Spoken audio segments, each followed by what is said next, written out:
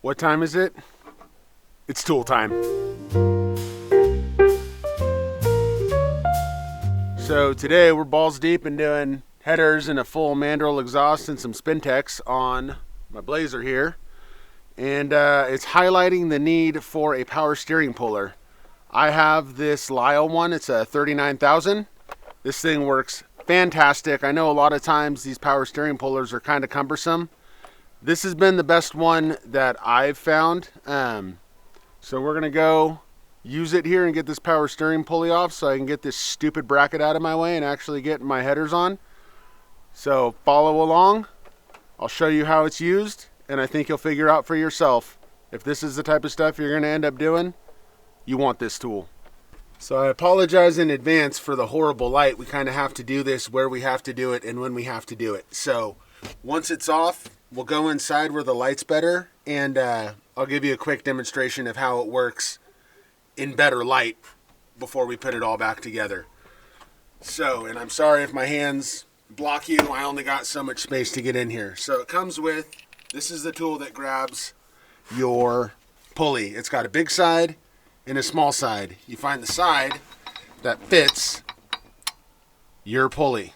And this thing secures together with a handle. So you're going to put it on.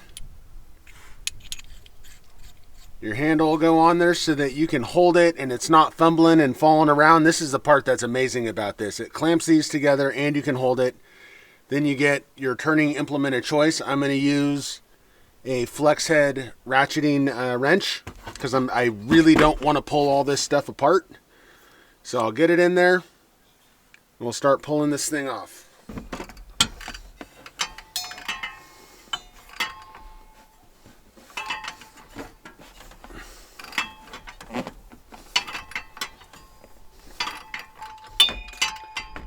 DJ Rob remix.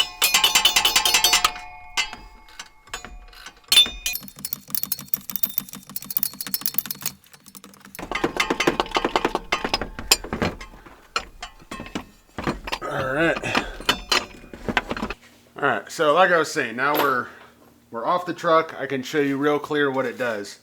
So it'll come with different adapters for pulling your thing off. And then it comes with different installers for putting it back on. So the way this works, like I tried to kind of show you in there, but now we're not under a load, so I can do this as a demonstration. So you'll put one of these three pushers on it. Typically this is kind of your general purpose one, the one that's just like a little dome. So that would go on there. This only fits on one way. See, it's got that little notch. So you've got a big side and a small side. You face the side that fits your pulley, obviously, towards your pulley, right? So you get your pusher on here. Your shaft is through there where it normally would be. So this slips on like that. And then you have this piece and the handle screws in and locks them together. And then as you're tightening this, it fits down in the shaft and it's got a full 360-degree grip on this thing instead of kind of like the hook like a lot of these are. And you just burp, burp, burp, burp, burp, burp, burp, work it off. All right, well, the sun's in a terrible spot, so there's no way that I can show you guys putting it back on the car. It's just blinding with the way it hits the camera. So how this will go back together, the installer portion of this tool, it's got 4 adapters. You find the one that fits your power steering pump. This is the one that fits mine. The short end screws in to the tool. So you start your pulley on the pump. Your tool goes in through the pulley. And then it's got this washer bearing nut stack.